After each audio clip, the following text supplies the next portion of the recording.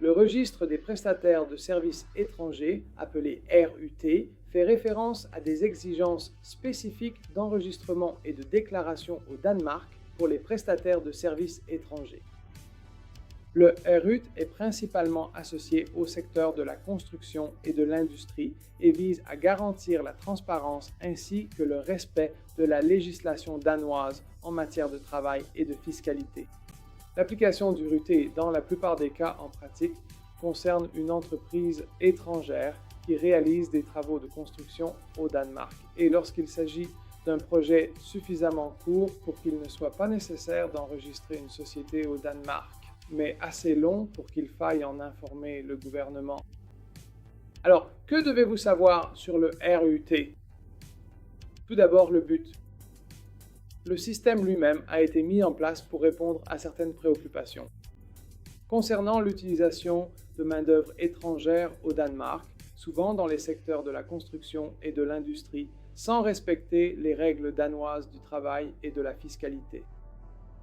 Le système vise à renforcer la transparence et la surveillance des prestataires de services étrangers opérant au Danemark. Ceux qui opèrent au Danemark et fournissent des services dans les secteurs de la construction et de l'industrie sont généralement tenus de s'enregistrer via le système. L'enregistrement est obligatoire et le non-respect peut entraîner des amendes et des sanctions. Ce contrôle est assuré par l'Agence du travail.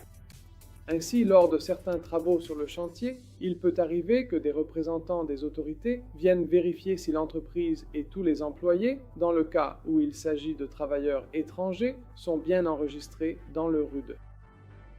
Et une fois enregistrés, les prestataires de services étrangers sont tenus de déclarer des informations spécifiques concernant leurs activités au Danemark, y compris des détails sur le prestataire de services, la durée de la mission, les travailleurs employés, ainsi que d'autres données pertinentes selon la situation.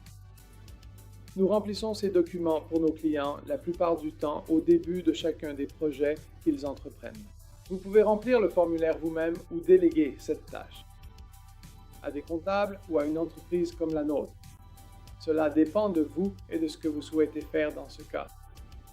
Ce qui est important, c'est que lorsque des prestataires de services étrangers ne respectent pas ces obligations fiscales au Danemark, les clients danois qui utilisent ces services peuvent être tenus de retenir une partie du paiement et de la transférer aux autorités fiscales danoises au nom des prestataires de services étrangers. Vous vous inscrivez donc au RIT avant tout pour votre client au Danemark. Les autorités danoises utilisent le système RIT pour vérifier que les prestataires de services étrangers sont en conformité avec la législation et la réglementation fiscale danoise. C'est l'idée de base. Cela inclut de s'assurer que les travailleurs sont payés conformément aux conventions collectives danoises et que les impôts et cotisations sociales sont correctement prélevés et versés. Qu'est-ce qui est important? Le non-respect des obligations d'enregistrement et de déclaration peut entraîner des sanctions financières et des conséquences juridiques tant pour le prestataire de services étranger que pour ses clients danois. C'est pourquoi, si vous commencez à faire des affaires au Danemark en tant qu'entreprise étrangère, il se peut que votre client danois vous informe qu'il souhaite que vous vous inscriviez au registre RIDI. Et la réglementation liée au système RUID ainsi que les exigences d'enregistrement pour les prestataires de services étrangers peuvent évoluer au fil du temps. Il est donc important de consulter les autorités fiscales danoises, un comptable ou votre expert juridique afin de vous assurer que vous êtes à jour concernant les dernières règles et exigences. Assurez-vous également que vous respecterez toujours la loi si nécessaire et que vous remplirez toujours les documents requis, en fonction de la date à laquelle vous démarrez votre projet. Ainsi, vous vous inscrivez au registre Racine avant de commencer le projet et non après l'avoir commencé. Et les informations que je fournis ici sont basées sur la réglementation actuelle qui pourrait évoluer à l'avenir.